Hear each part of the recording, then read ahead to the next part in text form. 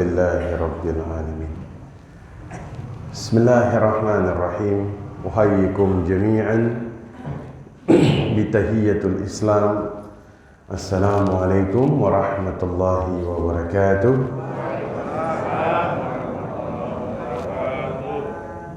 Alhamdulillah. Alhamdulillahilladzi la yansa man dzakara. Alhamdulillah. Alhamdulillahilladzi la yudayyi'u man syakara. Alhamdulillah. Alhamdulillahilladzi yajzi bihil ihsani ihsana wa bisabri najata wa ghufrana. Ashhadu an la ilaha illallah wa ashhadu anna Muhammadar Rasulullah.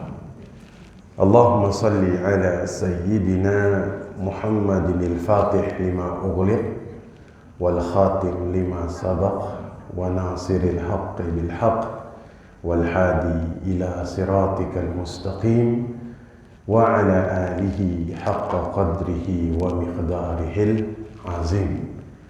Allahumma salli ala sayyidina Muhammadin tibbil qulub wa dawaiha wa afiyatil abdan wa shifaiha wa nuril absar wa diyaiha wa ala alihi haqqa qadrihi wa miqdarihil azim. Alhamdulillah, Bapak Ibu sekalian, saya tuh ingat salawat al-fatih tadi beliau baca ba'da subuh. Saya diijazahkan sama Syekh Muhammad Al-Habib dari Maroko salawat al-fatih ini. Mudah-mudahan Allah membuka kebaikan bagi kita semua. Amin. Amin ya Rabbal Alamin. Nah, saya agak apa? Agak serak. Cuaca. Tapi masih kedengeran kan? Alhamdulillah. Nah, Bapak Ibu, jadi kita masih membahas tentang riba. Sudah 3 pertemuan kita bahas riba. Nah, pertemuan ini kita selingi sedikit. Kita bahas tentang harta halal. Harta halal. Riba ini haram. Masih sekitar 4 pertemuan baru bisa diselesaikan karena memang cukup panjang. Hari ini kita bahas harta halal dulu. Mudah-mudahan Allah memberikan rezeki yang halal kepada Bapak Ibu semua. Amin ya Rabbal Alamin. Saya mengutip perkataan Imam Al-Ghazali di dalam kitab Ihya Ulumuddin ketika beliau mengatakan, "Falyataladdudz bil mubah hisnul din." Ya. Jika Bapak Ibu merasakan kelezatan yang halal, Bapak Ibu merasa bahagia dengan harta yang halal, yang mubah, maka itulah benteng bagi urusan agama Bapak Ibu sekalian. Amin. Kenapa? Ada orang yang merasakan kelezatan di dalam harta yang haram, maka kelezatan harta yang halal itu lebih berlipat-lipat dari harta yang haram. Kenikmatan harta yang halal itu lebih daripada yang haram. Makanya kita itu harus punya rasa bahagia dengan yang halal walaupun sedikit. Karena kata Imam Al-Ghazali, inilah benteng urusan agama kita. Pertanyaannya adalah, Bapak Ibu bahagia nggak dengan yang halal? Insya Allah. Lebih pilih mana? Halal sedikit, haram banyak. Halal banyak. Amin. Halal banyak. Ya, alhamdulillah. Ya. Mudah-mudahan Allah kasih yang halal banyak. Nah, ini yang terbaik. Karena yang halal ini efeknya tuh dahsyat. Efeknya dahsyat. Saya tuh berulang kali mengingatkan kepada jamaah, halal ini sedikitnya itu dahsyat. Ya, dulu Pak, ada khalifah namanya Abu Ja'far Al-Mansur. Diangkat, maka mereka ini mengundang semua masyarakat untuk memberikan nasihat. Ini kebiasaan mereka zaman dulu. Kalau diangkat jadi pemimpin, mereka ngundang semua orang untuk nasihati mereka. Masya Allah. Jadi masing-masing itu akan datang nasihatin. Tuh, bayangkan, waktu diangkat, siapapun dipersilahkan untuk memberi nasihat. Ya, ini luar biasa. Maka semua orang tuh masuk. Ada yang ngasih tahniah, ya, selamat. Ada yang ngasih nasihat. Tiba-tiba masuk Muqatil namanya. Maka khalifah mengatakan, Auzi'ni, nasihati aku. Ya, maka beliau tanya, bima sami'tu au bima ra'aitu. Wahai Amirul Mukminin, engkau mau dinasehati dengan yang aku lihat atau yang aku dengar? Beliau katakan, tayyib, nasihati aku dengan apa yang kamu lihat. Karena biasanya yang dilihat itu lebih dahsyat daripada yang didengar. Betul?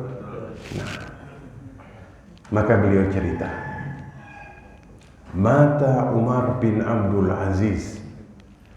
Umar bin Abdul Aziz meninggal dunia. Hartanya, beliau ini kan khalifah. Hartanya itu ada 18 dinar. Berapa? 18. Untuk kafannya 4 dinar. Untuk makamnya 5 dinar. Sisa berapa? 9 dinar. Dibagikan kepada 11 orang anaknya. Berapa? 11. 9 bagi 11. Belum istrinya. Ya. Nah. Wa mata Hisham bin Abdul Malik. Dan Hisham bin Abdul Malik ini wafat di mana dia punya 4 orang istri. Masing-masing istrinya kebagian 80.000 dinar. Masya Allah, 80.000 dinar. Nah, berarti 4 orang istri 80.000 dinar. Berarti 1/8 hartanya 80.000 kali 4 320.000 dinar. Ya, saya tidak bilang yang satu ini haram, satu ini halal. Tidak, dua-duanya halal. Tapi nanti lihat efeknya. Bagaimana efek atau akhir dari dua kisah ini. Karena kata beliau, demi Allah, saya melihat anak keturunan dari Umar bin Abdul Aziz suatu waktu bersadaqah 100 ekor kuda fisabilillah.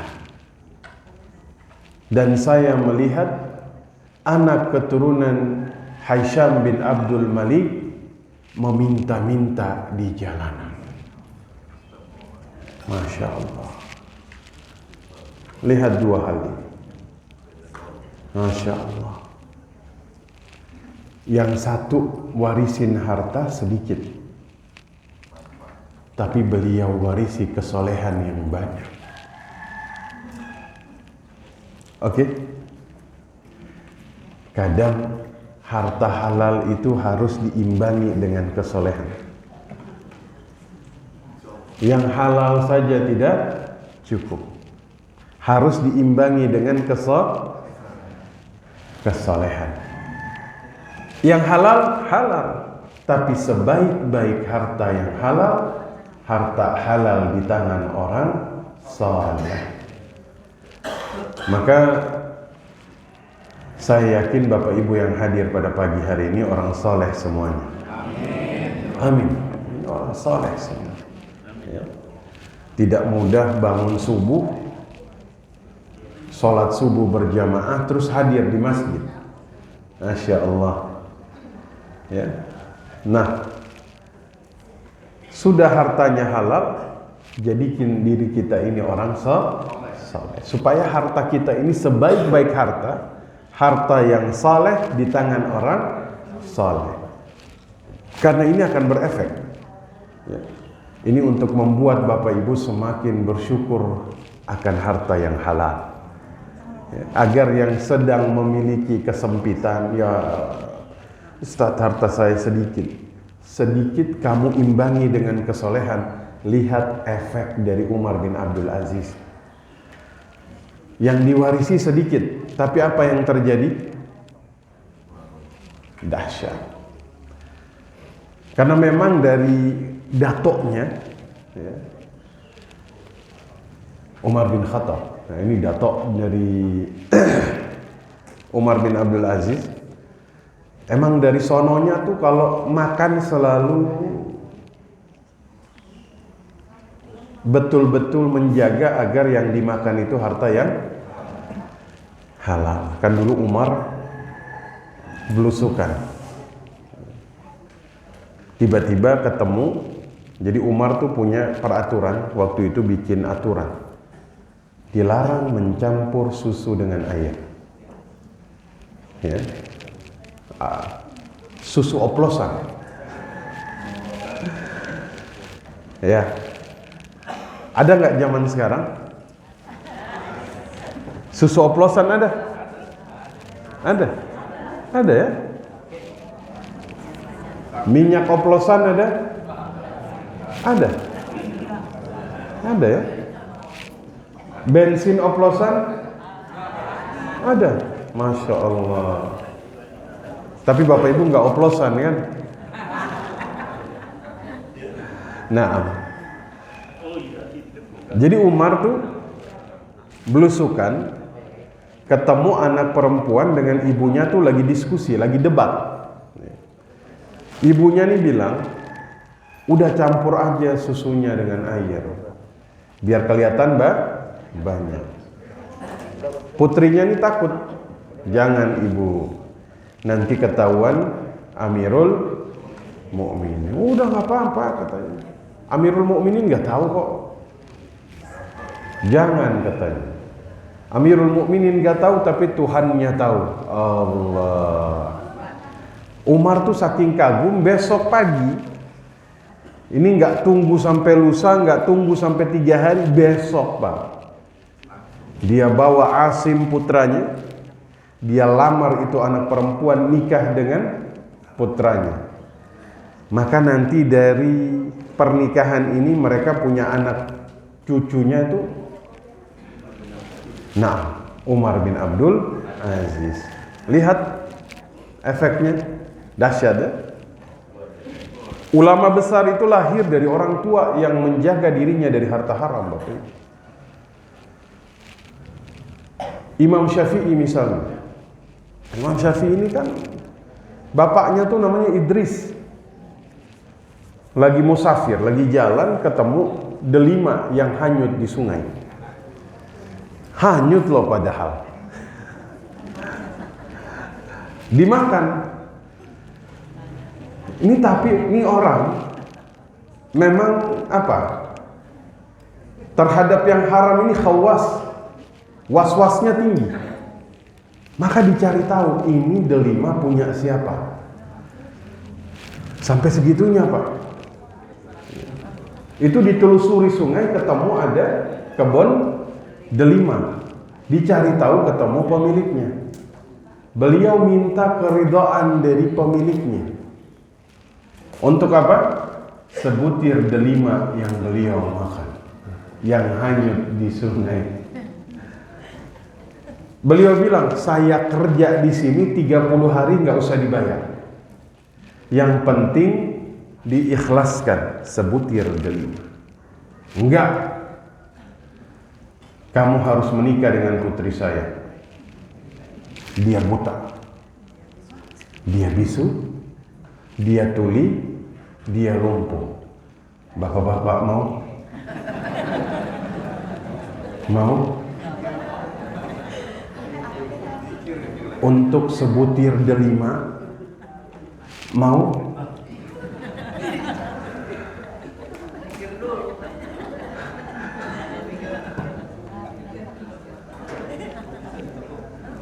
Kan? Masya Allah. Kayak Pak Kiai sakit ya? Syafakallah, syafakallah. Mudah-mudahan cepat sembuh. Mudah-mudahan cepat sembuh. Amin. Nah, bapak-bapak mau? Nggak ada yang jawab, berarti nggak mau ibu-ibu ya. Berarti nggak mau di sini. Kata bapak-bapaknya, Ustaz, nggak butuh istikharah untuk menetapkan. Tapi Imam Idris ini, beliau sanggupi Pak untuk mendapatkan keikhlasan atau keridhaan untuk sebutir delima. Beliau sanggup. Dibawa ke rumahnya, ternyata putrinya ini cantik sekali. Matanya ini nggak buta. Buta di sini sebagai sebuah metafor bahwa dia nggak pernah lihat yang haram. Tuli, dia nggak pernah mendengar keburukan. Bisu, dia nggak pernah membicarakan aib orang lain. Lumpuh, dia tidak pernah melangkahkan kakinya untuk yang maksiat. Insya Allah. Nyesel nggak Pak? Nyesal. Nyesal Pak ya? Kejebak semuanya. Ya. Tapi bapaknya Imam Syafi'i itu tetap. Akhirnya dari pernikahan ini lahirlah Imam Syafi'i, Muhammad ibni Idris. Masya Allah. Selalu lahir orang-orang hebat dari orang tua yang menjaga dirinya dari harta yang haram. Ya, kita akan lihat Pak, efek dari harta halal ini itu dahsyat. Ya. Kita lihat contoh. Ya. Dulu Pak, orang-orang itu punya banyak harta, tapi kemudian orangnya itu soleh. Sehingga hartanya ini jadi sebaik-baik harta. Suatu hari mereka ini debat. Mereka tuh ada di zaman di mana manusia itu dengan hartanya berlomba-lomba melakukan kebaikan. Sampai mereka tuh debat. Di zaman ini, siapa kira-kira yang paling banyak bersedekah? Ada yang mengatakan Said ibnu Musayyib, ada yang mengatakan Abdullah ibnu Ja'far, ada yang mengatakan Sa'ad ibnu Ubadah, ada yang mengatakan Sayyidina Arabah. Banyak yang kemudian mereka katakan. Kalau saya tanya di sini, siapa yang ada di dalam masjid ini yang paling banyak bersedekah? Pak Din, Masya Allah. Pak Kiai Mahfud, siapa lagi? Masya Allah, beliau. Siapa lagi? Siapa lagi?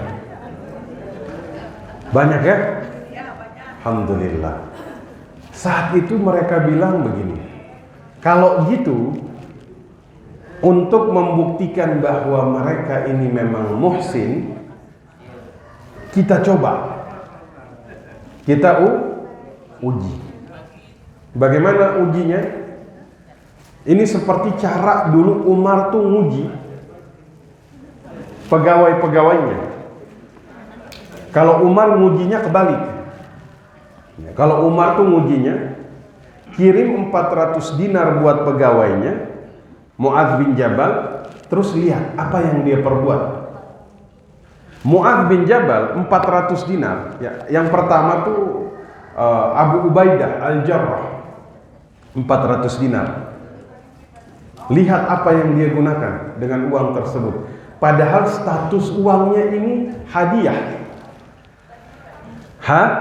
Hadiah. Itu dibagiin semua sampai habis. Dia dapat, dia sedekahin semuanya. Habis. Oke? Habis itu Mu'adz bin Jabal sedekah lagi, tapi nggak habis. Waktu sisa 2 dinar, istrinya bilang, wahai suamiku, sisakan sedikit, kita ini juga kurang. Tapi yang dahsyat, istrinya ini minta disisakan pada saat tinggal berapa? 2. Kalau ibu-ibu, jangan-jangan waktu sudah bagi 2, suamiku stop. Banyak amat kan. Kalau Mu'adz bin Jabal kan sudah tinggal 2, istrinya bilang, suamiku sisakan. Ya, itu luar biasa itu. Artinya kita tuh melihat bagaimana harta halal di tangan orang saleh.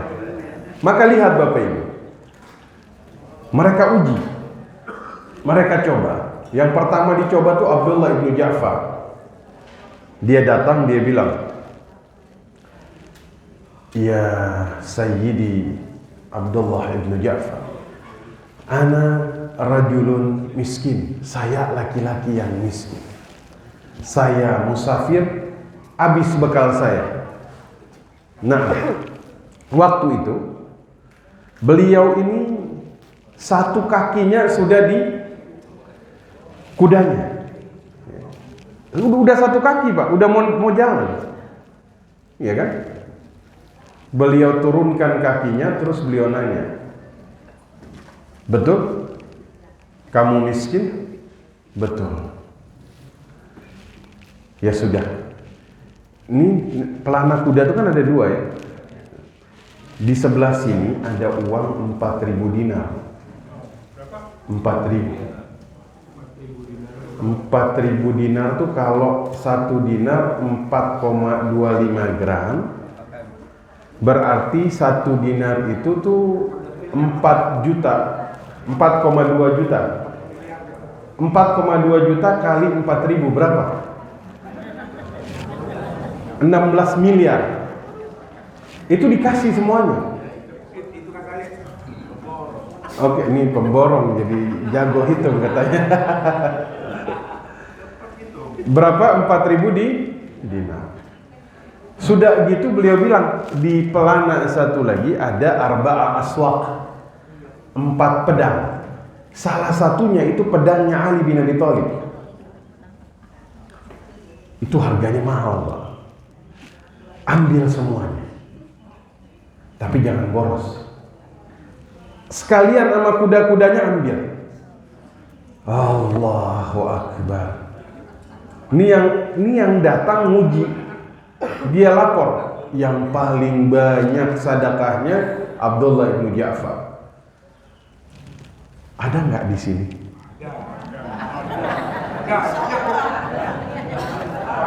Udah nyalain mobil, ya kan? Tiba-tiba kaca mobilnya diketok. Ini yang diketok Alphard.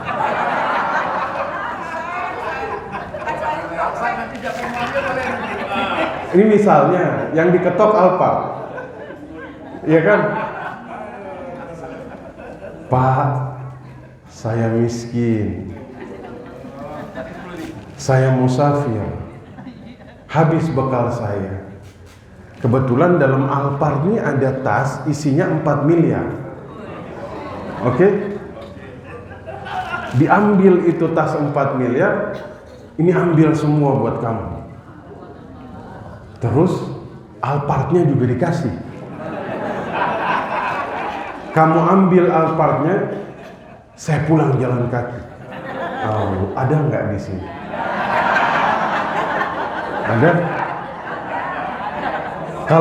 Kalau ada kasih tahu.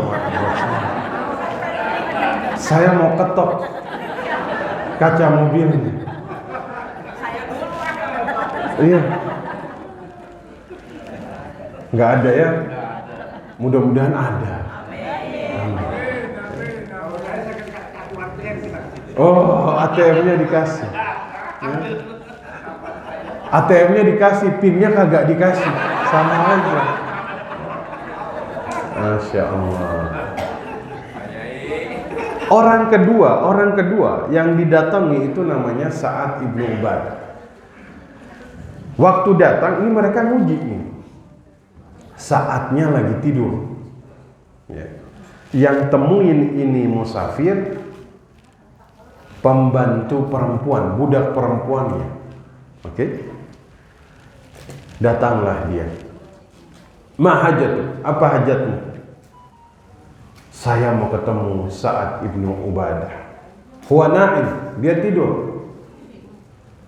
Ini kata budak perempuannya, ketika dia bilang saya tuh susah.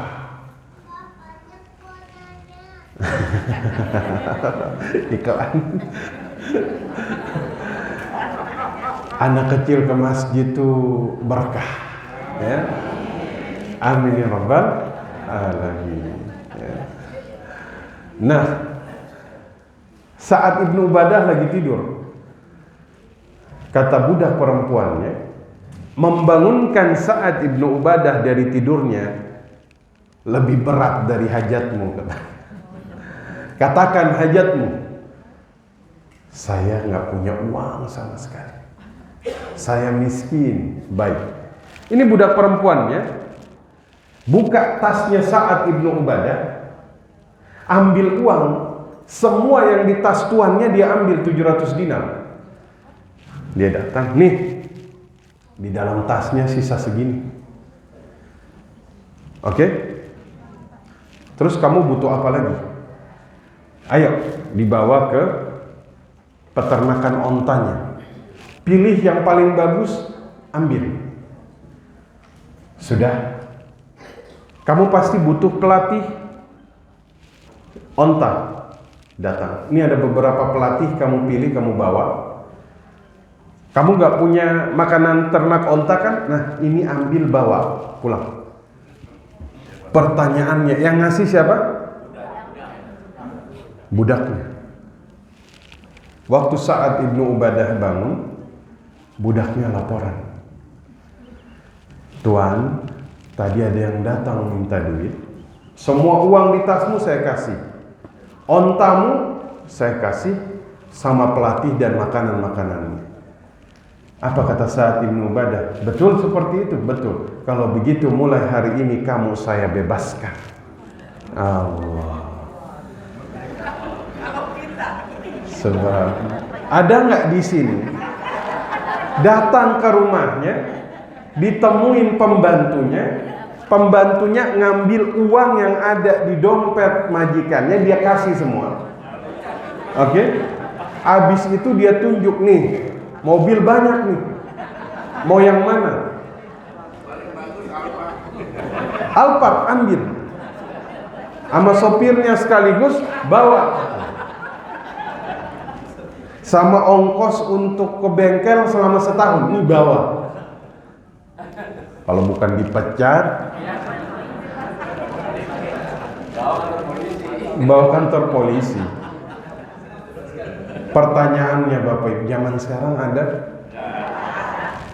Kalau ada saya mau datangin rumahnya. Luar biasa. Artinya apa? Emang zaman itu tuh sudah hartanya halal, orangnya soleh. Ya, sampai kemudian kesolehan mereka ini berefek yang sangat luar biasa. Tapi memang saat ini berdoa Bapak Ibu. Ya. Sa'ad ibnu Ubadah ini punya satu doa. Ya. Doa, ya. Silahkan ikuti doanya. Karena ini doanya Sa'ad ibnu Ubadah yang membuat hartanya itu jadi melimpah. Ya. Masya Allah. Allahumma habli majdan wala majda illa bifi'alin wala fi'ala illa bimalin. Allahumma la yuslihuni al-qalil wala asluhu alaihi. Masya Allah. Nanti saya kirim doa ini ke Pak Kiai Mahfud dan disebar kepada Bapak Ibu, ya. Mau tahu artinya? Saya artikan, ya Allah, berikan aku kehormatan dan kehormatan yang tidak ada kecuali dengan usaha dan harta. Ya Allah, aku tidak layak untuk harta yang sedikit dan aku tidak layak memiliki harta yang sedikit. Tuh doa Sa'ad ibnu Ubadah itu. Insya Allah dahsyat. Kenapa beliau mengatakan doa ini? Karena memang orangnya suka sedekah. Makanya waktu dikasih harta yang halal sama Allah, disedekahkan. Ya. Jadi ini yang baca doa tadi, Allah tuh maha tahu. Kalau niat dia hartanya banyak, dia nggak sedekah, dia bakhil, itu nggak dikasih. Karena Sa'ad ibnu Ubadah terbukti Bapak Ibu. Ya. Dalam Syu'abul Iman dikatakan, saat ini kalau misalnya orang tuh pengen makan daging dan lemak, datangi rumah Sa'ad ibnu Ubadah. Tuh, ya. Datang aja Pak, masuk langsung makan. Karena memang sudah disiapin. Ya, kalau kita pengen makan daging, biasanya tunggu Idul Adha. Iya. Karena beliau ini meminta harta yang banyak bukan untuk kepentingan pribadi Pak, tapi untuk kepentingan orang banyak. Makanya Allah berikan, ya. Agar apa? Agar kemudian beliau bisa melayani orang banyak. Makanya dikatakan bahwasanya kana rajulu minal ansar yantadiqu ila darihi. Dulu setiap orang Ansar ini pulang ke rumahnya, ya, itu selalu bawa pulang wahid minal muhajirin au bil ithnain. Jadi orang Ansar ini kalau pulang ke rumah dia bawa satu muhajirin atau dua muhajirin atau tiga. Wa kana Sa'ad ibnu Ubadah yantaliqu bi-thamanin. Allah. Kalau yang lain mereka bawa pulang satu muhajirin, dua muhajirin, tiga muhajirin untuk dikasih makan di rumahnya. Sa'ad ibnu Ubadah bawa pulang 80 orang muhajirin. Allahu Akbar. Ini misalnya di sini, ya. Kita punya program untuk ngajakin jamaah makan di rumah, masing-masing pilih. Ibu pilih berapa orang? Berapa? 10? 10 lah ya. 10 tuh beras berapa kilo? 1,5 liter ya. Bapak-bapak berapa orang yang dibawa pulang? 100? Masya Allah, lebih banyak bapak-bapak dari ibu-ibu. Tapi bapak-bapak yang bilang 100 dipastikan istrinya ngomel di belakang. 100 katanya. Sa'ad ibnu Ubadah bawa pulang 80 orang muhajirin. Maka memang wajar beliau dikasih, karena memang ketika dikasih beliau banyak sedekah. Nah, Imam Laith bin Sa'ad, Imam Laith bin Abdurrahman, dulu kalau muridnya menghidupkan ilmu beliau, maka ada madhab al-Laith, ya, madhab al-Laith, Imam Laith. Dulu ada imam namanya Imam Laith. Jadi madhab ini bukan hanya 4 madhab yang kita tahu zaman sekarang. Dulu banyak Bapak Ibu. Madhab tuh kalau dihidupkan ilmu-ilmunya banyak. Imam Al-Laith, ya, beliau ini ahli fikih dan hadis. Ya. Hidupnya ini sezaman dengan Imam Malik. Satu zaman, sezaman dengan Imam Syafi'i. Sezaman. Murid beliau ini jadi ulama besar semuanya. Ya. Nah, dulu dikatakan, ya, Al-Laith ibnu Sa'ad sayyiduna wa imamuna wa alimuna. Al-Laith ini pemimpin kami, imam kami, ulama kami. Ya. Bahkan Imam Syafi'i sendiri memuji beliau. Al-Laith ibnu Sa'ad itu orang yang ahli fikih.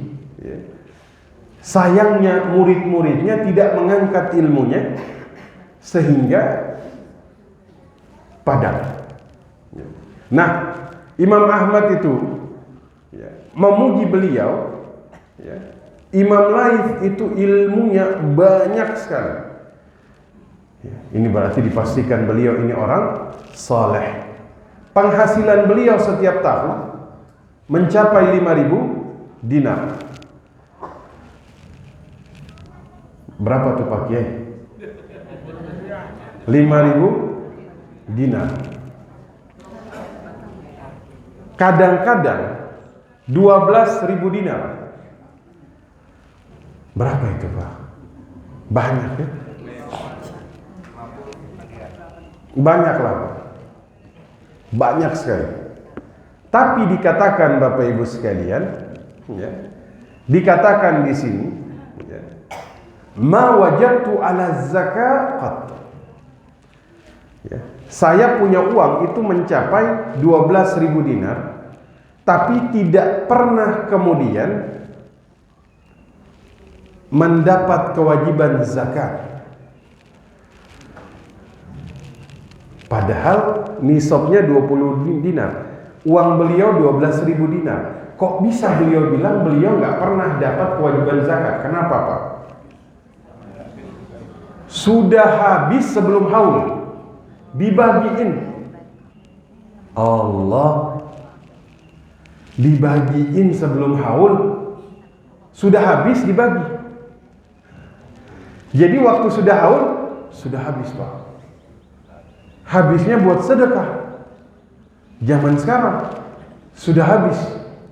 Buat apa? Buat apalah ya? Kalau ibu-ibu buat apa ibu? Beli kontrakan, beli emas. Imam Laith habis buat sedekah. Masya Allah. Bahkan dikatakan Bapak Ibu sekalian, beliau ini dari Mansur bin Ammar, ya, bihadhil hikmah allati ataka Allah Ta'ala. Masya Allah. Jadi ada yang kemudian kehabisan uang Pak, datang kepada beliau Imam Laith, ya, aku datang, kata Mansur bin Ammar, saya nggak punya uang. Imam Laith itu kasih 1.000 dinar. Jaga ilmu agama yang Allah berikan kepadamu dengan uang ini, katanya. Masya Allah. 1.000 dinar. Berapa itu 1.000 dinar? Tolong hitung dulu nih. Tolong dihitung. Ini soalnya dikasih nih buat Ustadz ini. Biar jadi contoh buat yang lain. Berapa itu 1.000 dinar? 4M. Masya Allah. Kita nggak tahu kan, tiba-tiba saya dikirim sama jamaah Ali, Pak Ustadz, ini 4M Ustadz. Dakwah dengan 4M itu. Masya Allah. Ini Mansur bin Ammar kejadian sama Imam Laith. Ya. Maka saya doakan mudah-mudahan harta Bapak Ibu seperti Imam Laith. Kalau sudah dikasih jangan lupa ustadznya. Bercanda. Mansur bin Ammar dikasih 1000 dinar. Masya Allah. Ya, Imam Laith ini suka memberi uang kepada orang lain, termasuk para ulama. Imam Malik itu kebagian dulu setiap tahun tuh dapat 100 dinar. Ya. Kemudian Imam Malik kirim surat kepada Imam Laith. Ya. Dikirimlah 500 dinar. Masya Allah. Ini dahsyat. Bagaimana harta yang baik berada di tangan orang yang baik, maka luar biasa. Ini dahsyat sekali. Ya. Maka Bapak Ibu, harta halal ini, ya, yang tadi saya kutip, grand teori kita pada pagi hari ini, grand teori. Ya. Grand teori kita itu sebenarnya dari perkataan Imam Al-Ghazali dalam Ihya Ulumuddin. Fal yataladzadzu bil mubah hisnuddin. Rasa bahagia Bapak Ibu dengan yang halal itu benteng bagi urusan agama Bapak Ibu sekalian. Pegang kata-kata itu karena ini hikmahnya luar biasa. Kebahagiaan kita dengan yang mubah, dengan yang halal, itu jadi benteng bagi urusan agama kita. Bahagia dengan yang halal ini berarti membenci yang haram. Oke? Bahagia dengan yang halal berarti meninggalkan maksiat. Meninggalkan maksiat itu ibadah. Maka Bapak Ibu punya harta sedikit, seharusnya bahagia. Kenapa? Karena halal berarti berhasil meninggalkan yang haram. Kalau berhasil meninggalkan yang haram berarti ibadah. Meninggalkan kemaksiatan itu ibadah. Dulu Nabi SAW waktu beliau naik ke Jabal Thur, Jabal Nur ya, ke Gua Hira, itu kan ulama kemudian mencoba mencari tahu saat itu apa sih ibadahnya baginda Rasul. Ada yang mengatakan beliau beribadah dengan ibadahnya Nabi Ibrahim. Oh, beliau di atas bertafakkur. Oh, beliau bersadaqah. Ada ulama yang mengatakan beliau tuh meninggalkan kemaksiatan kota Makkah, beliau berkhalwat di Gua Hira. Khalwat ini apa? Bersendiri, kontemplasi kalau kita bilang. Ya. Kadang-kadang manusia itu menemukan bentuk terbaik dalam dirinya ketika dia sendiri. Betul? Makanya tuh kan ulama-ulama dulu itu belajarnya pagi hari, qabla subuh. Karena di situ tuh kita sendiri, potensi terbaik kita tuh keluar. Coba deh Bapak Ibu kalau misalnya belajar subuh, itu ngapalinnya luar biasa. Pemahamannya tuh, penyerapannya tuh baik. Ya. Kok kita bisa sampai situ ya? Ini udah cocok ini. Kita ngaji nggak subuh? Pasti subuh. Ini orang alim semua. Ini orang soleh semua. Amin ya rabbal alamin. Oh, khalwat. Nabi itu berkhalwat. Dan khalwat ini bukan karena apa? Karena kerasulan itu istifa, pilihan. Bukan memilih, pilihan. Allah yang pilih. Nanti kata orang, oh saya mau jadi nabi bisa khalwat nanti. Nggak bisa. Itu pilihan. Satu-satunya yang dapat wahyu saat sedang khalwat itu cuma Nabi Muhammad. Nabi Yahya tidak, Nabi Musa tidak, Nabi Isa tidak, Nabi yang lain tidak. Ya. Nah, jadi Nabi itu berkhalwat untuk meninggalkan yang haram. Ya. Sehingga jika Bapak Ibu merasa bahagia dengan yang halal, Nah, itu jadi benteng bagi urusan agama Bapak Ibu sekalian. Ya. Bahagia dengan yang ada sekarang? Bapak Ibu bahagia dengan hartanya sekarang? Bahagia. Masya Allah. Bahagia dengan suaminya?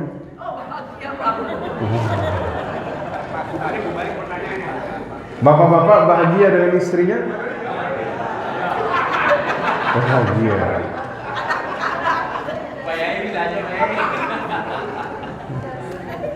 Iya. Ini penting untuk kemudian bagaimana kita menghayati kehidupan, ya, dengan yang halal. Karena banyak orang tuh baru merasa bahagia dengan yang haram. Padahal yang haram tuh sedikit, Bapak Ibu. Dalam Quran dikatakan ulama kalau dibikin daftar yang halal dengan yang haram, banyakan mana? Halal tuh banyak. Yang haram sedikit. Sedikit, Pak. Tapi kenapa orang lebih suka kemudian yang haram?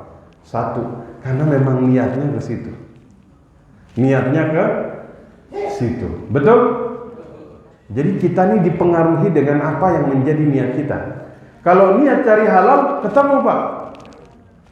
Niat cari haram nih kagak dicari juga dia datang. Karena ini godaan setan, ya. Haram nih nggak dicari dia datang, karena ini memang godaan. Yang halal, ya, mudah-mudahan halal ini Allah buka seluas-luasnya kepada Bapak Ibu. Amin ya Rabbal. Yang haram halal, banyakan mana? Banyakan yang halal. Haram ini sedikit, Pak, sedikit. Ya, kan yang haram yang lagi kita bahas ini kan riba, tapi jual beli banyak, ya kan? Tapi memang godaannya yang kemudian dahsyat, ya. Maka saya minum dulu. Silakan diminum, Pak.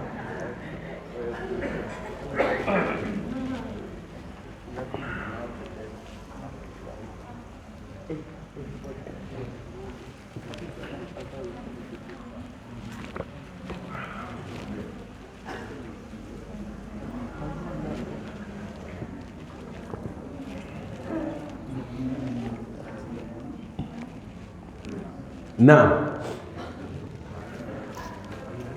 Nabi sallallahu alaihi wasallam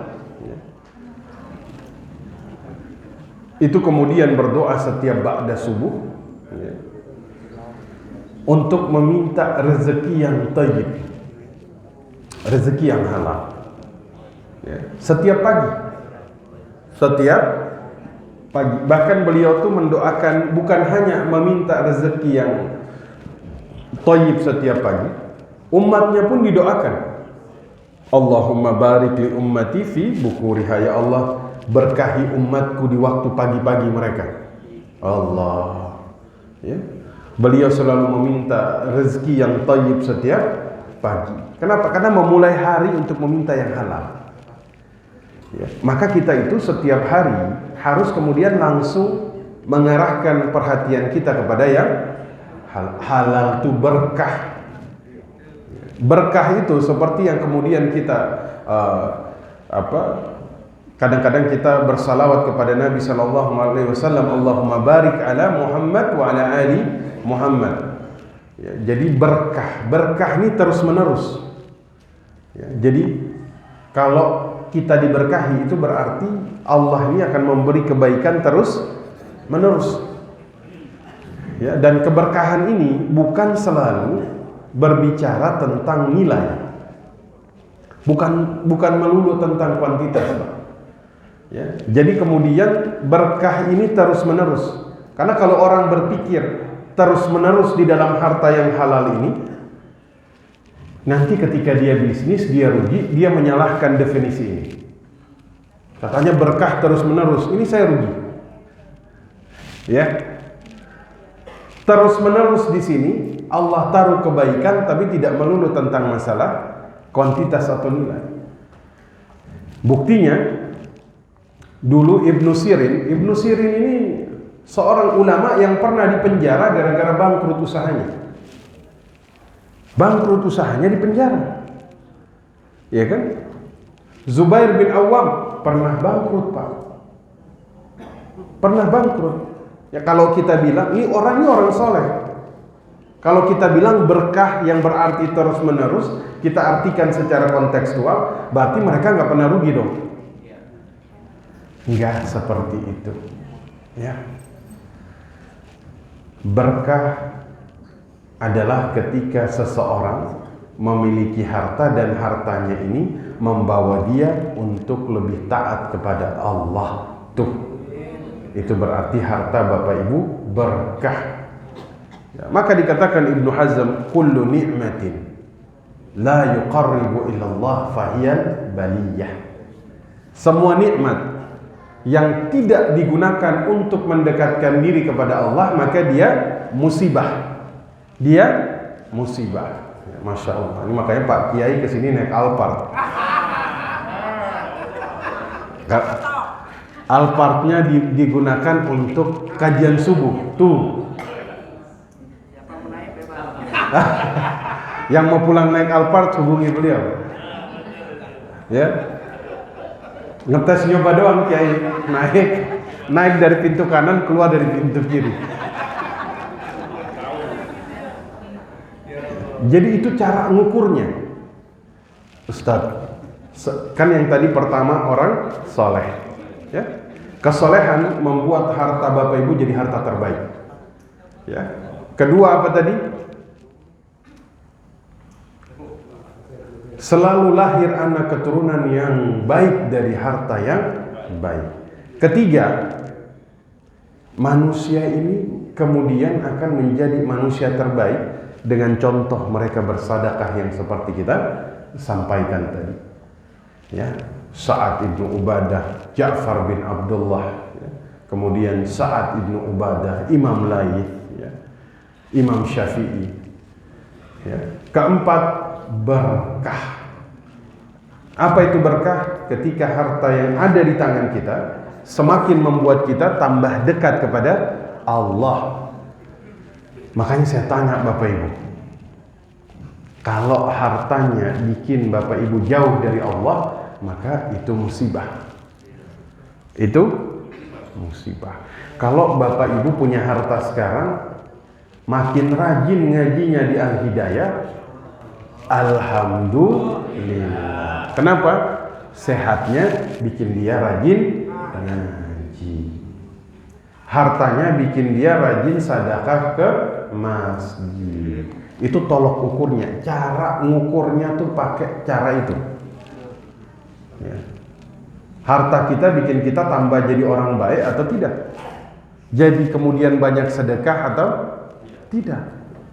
Ya. Jadi makin rajin ke masjid atau kalau makin jauh, maka berhati-hatilah Bapak Ibu sekalian. Ini bahaya. Ya, bahaya. Ini istidraj. Ini istidraj.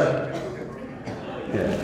Maka dikatakan Bapak Ibu sekalian, wal qalilu min halal yubariku fi. Halal sedikit itu diberkahi. Diberkahi. Ya. Yang haram, ya. Yang haram yamhaqallahu ta'ala. Yang haram ini cepat hilangnya dan dihancurkan. Ya. Abal malu min haitsu ata. Harta itu selalu keluar dari tempat dia datang. Datang dari yang haram, pasti keluar untuk yang haram. Iya kan? Tuh banyak. Anggota dewan biasa begitu tuh. Kalau masuk dari yang halal, pasti keluar untuk yang halal. Muncul pertanyaan, Ustaz, gimana kalau masuknya? Ini kan masuk dari yang haram akan keluar untuk yang haram. Masuk dari yang halal akan keluar untuk yang halal. Ada yang nanya, gimana Ustaz kalau masuk dari yang haram keluar untuk yang halal? Gimana kira-kira? Bisa nggak?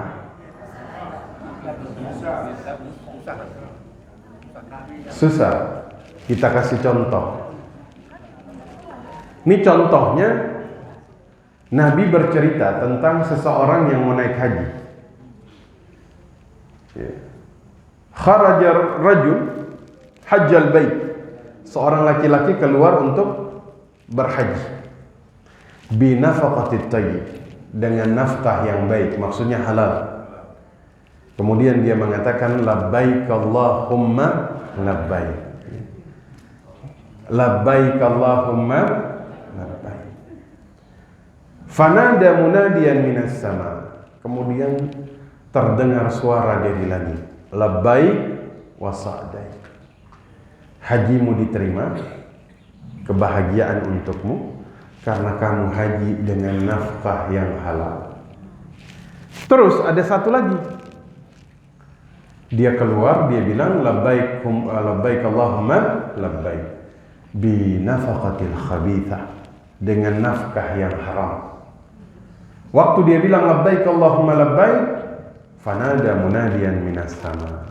Muncul suara dari langit, la labbaik wala sa'daik. Hajimu ditolak karena engkau menggunakan harta.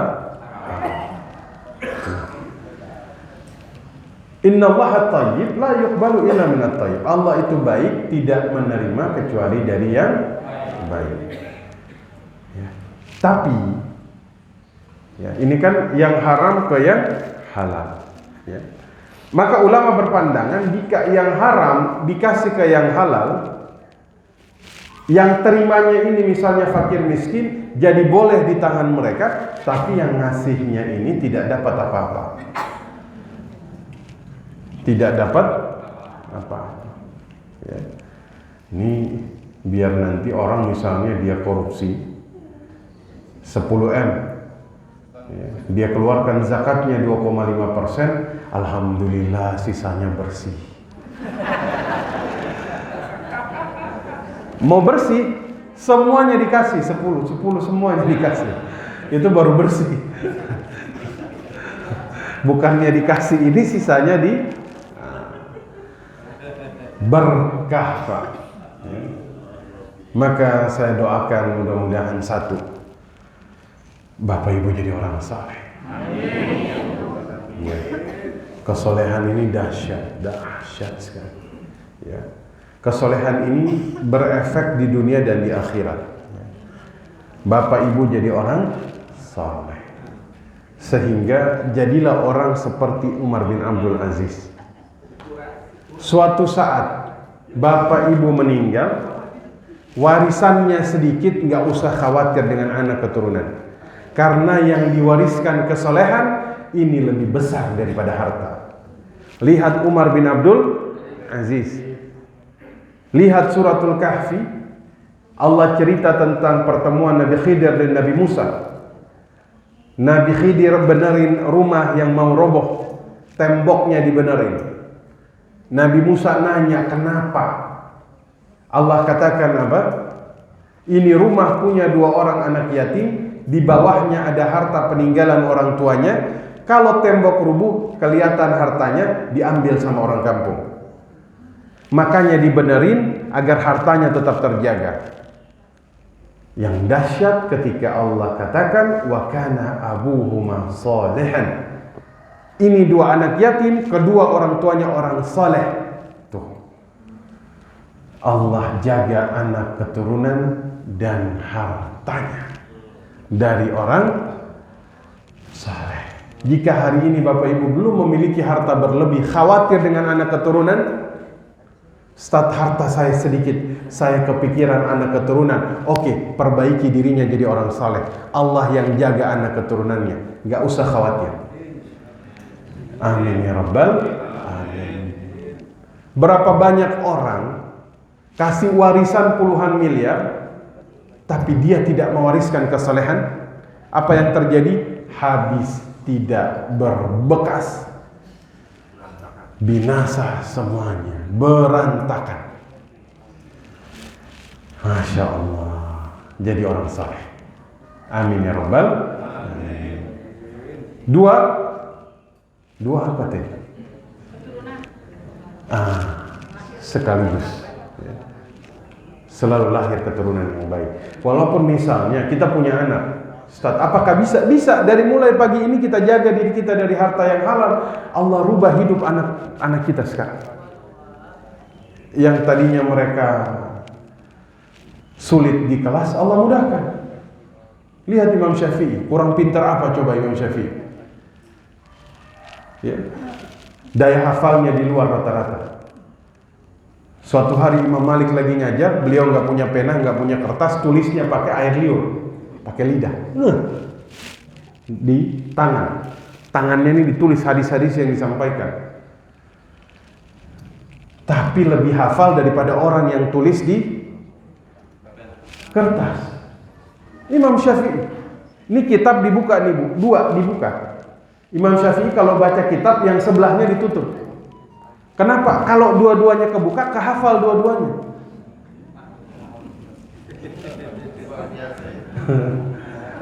Kalau kita gimana? Hatta dibuka dua-duanya, kagak hafal apa. Itu Imam Syafi'i. Imam Syafi'i ini lagi jalan, Pak. Jangan pernah ada orang yang kemudian terdengar lagi ngaji. Beliau tuh bisa lebih paham dari yang lagi ngaji. Gara-gara cuma lewat doang. Cuma nggak sengaja kan? Kedengaran. Tuh.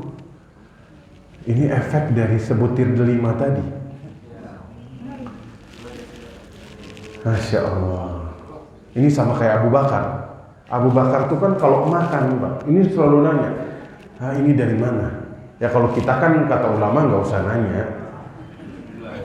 Ya kalau kita, misalnya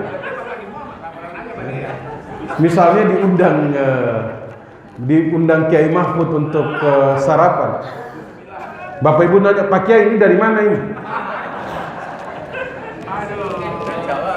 Ya kan? Ini dari mana Pak Kiai? Singkongnya ini. Ini jangan-jangan Pak Kiai ambil dari kebun tetangga ini. Kalau kata ulama nggak usah nanya, kalau zaman sekarang makan aja. Bismillah. Yang penting kita bisa berikhtiar dulu, ya kan? Kalau Abu Bakar dan Umar tuh selalu nanya, ini dari mana? Baru dia makan. Abu Bakar, ya kan? Kan sekali Abu Bakar ketika makan nggak nanya, lagi sambil ngunyah, rotinya nih on the way ke tenggorokan. Baru beliau nanya, ini roti dari mana? Abu Bakar khilaf sampai tenggorokan baru nanya. Kalau kita khilafnya kelamaan. Ya, bukan nyampe perut lagi Pak, udah dieksekusi di belakang, ya, udah berapa hari baru nanya, kemarin tuh uangnya dari mana? Abu Bakar ini lagi makan ditanya, al-khubz, roti ini minainya dari mana?